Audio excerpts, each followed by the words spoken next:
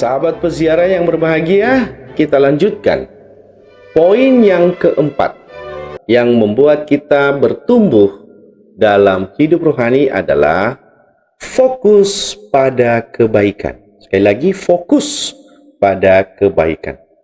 Saya bacakan apa yang dikatakan Rasul Paulus kepada jemaat di Filipi bab 4 ayat 8. Jadi akhirnya saudara-saudara, semua yang benar, semua yang mulia, semua yang adil, semua yang suci, semua yang manis, semua yang sedap didengar, semua yang disebut kebajikan dan patut dipuji, pikirkanlah semuanya itu. Pikirkanlah semuanya itu. Excellent.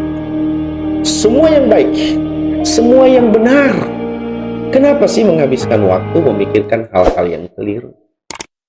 Semua yang terpuji, kenapa sih Anda menghabiskan waktu atau fokus Anda mengingat perbuatan-perbuatan atau kesalahan-kesalahan orang lain?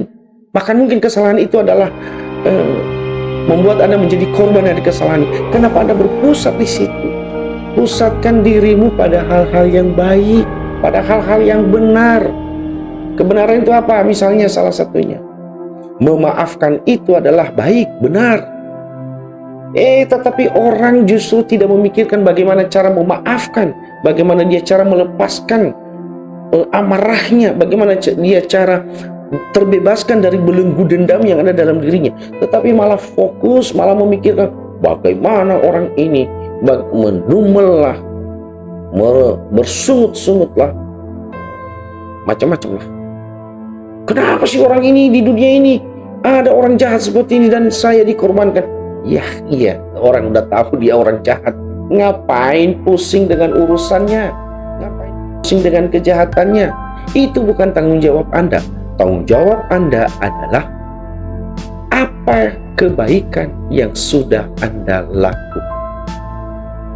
Itu tanggung jawab Anda. Anda ditanya suatu saat, Anda akan dimintain pertanggungjawaban selama Anda di dunia ini. Perbuatan-perbuatan baik, perbuatan-perbuatan mulia, perbuatan-perbuatan suci, apakah yang sudah Anda lakukan? Anda tidak mungkin datang kepada Tuhan suatu saat kelak dan berkata, Tuhan, selama saya ada di dunia, maaf, saya tidak bisa mengampuni orang itu karena dia jahat. Enggak.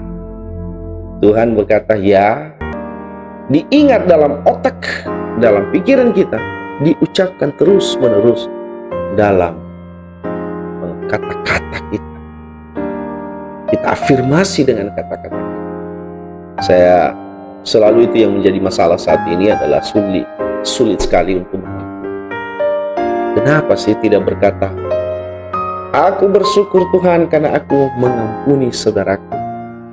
Saya mau mengampuni saudaraku, mengafirmasi diri saya mampu mengampuni saudara. Bukan mengatakan, Tuhan saya tidak mampu. Itu mengafirmasi diri kita bahwa sungguh-sungguh kita tidak mampu, padahal kita mampu. Sudah habis kesabaranku, sudah tertutup pintu maaf bagimu. Lebay, berlebihan. Tidak. Afirmasi dirimu tentang hal-hal positif. Saya mampu mengampuni orang sekalipun tidak layak diampuni. Afirmasi diri hal-hal positif. Kita fokuskan diri. Soal kesucian, sama saja. Soal hal kebijaksanaan, sama saja. Soal memilih yang baik, mana yang benar, sama saja. Kalau fokus kita adalah kebaikan, kebenaran, ya, itu pasti akan terjadi juga dalam hidup kita. Maka kalau kita bertemu dengan persoalan-persoalan yang tidak baik, hal-hal yang katakanlah tidak suci, tidak benar, tidak adil, otomatis kita akan lebih mudah menyingkirkan itu dalam hidup kita. Karena itu bukan fokus kita, bahkan tidak menarik perhatian kita. Ada peluang untuk korupsi misalnya. Ya karena bukan itu fokus kita, ya kita nggak pernah mencari tahu dan ingin terlibat dalamnya, karena itu bukan fokus kita. Kalau kita fokus kita adalah kejujuran, maka apapun yang berkaitan dengan tipu muslihat, kita gak pernah tertarik mendengarnya, apalagi melakukannya.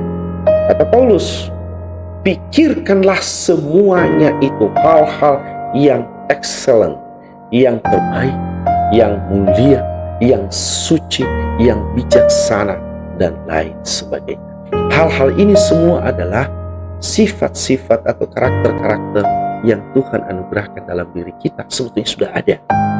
Itu yang kita fokuskan, disitulah kita berpusat, itu yang terus-menerus kita afirmasikan diri kita, dan kita masuk dalam suasana hal yang baik itu. Para sahabat peziarah, pertanyaan saya untuk Anda, apakah Anda sudah lebih fokus pada hal-hal baik dalam hidup Anda saat ini? Fokuskan diri Anda pada hal-hal yang baik. Tuhan memberkati. Salam.